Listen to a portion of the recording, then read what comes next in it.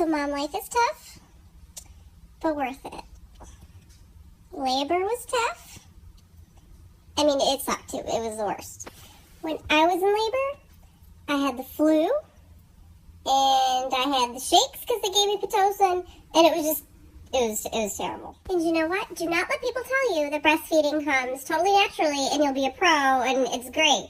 Because it's not. It's really hard, and there's a lot of work. There's, of course, a lot of things you can do to try to make it easier, but it's not going to be the easiest thing on the planet to begin with. And cluster feeding, oh my God. The thing to keep in mind with breastfeeding is you just have to do it. You have to get through it, because after a couple months, months, it does get easier. It actually does.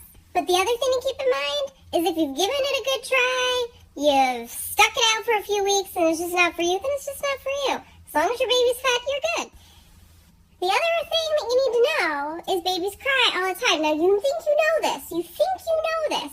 But until you have one, you have no idea. Cry, and they cry, and they cry. And you think, well, they're changed, they're fed, they had a nap, they're good, right? No, they're not always good. You know what? They just left, like, this great, warm, dark, beautiful place for this.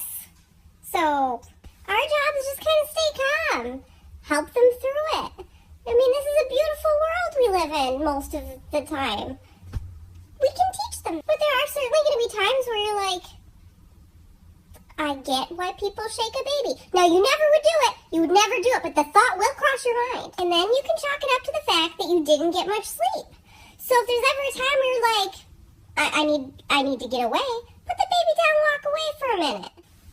So breastfeeding or bottle feeding in the middle of the night is also pretty terrible.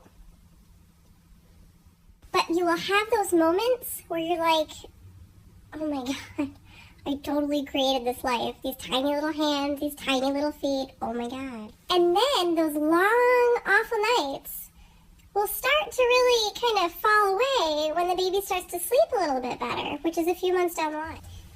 And as soon as you start getting sleep, now I didn't get sleep until about 9.5 months, but that's actually not that bad.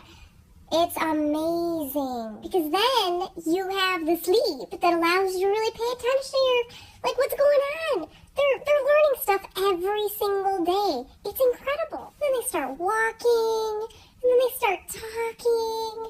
I haven't heard her call me mommy yet, my own daughter, but oh my goodness, I cannot wait. So really, what you need to know is those first couple months, they're not going to be great. They're not going to be like storybook by any means. But you got to know that you'll survive that time period, and that all of us go through it.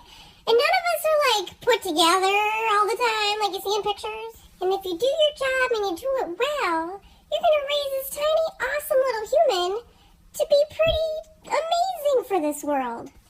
So my wonderful future moms out there, or my just became moms out there, you are awesome. You got this.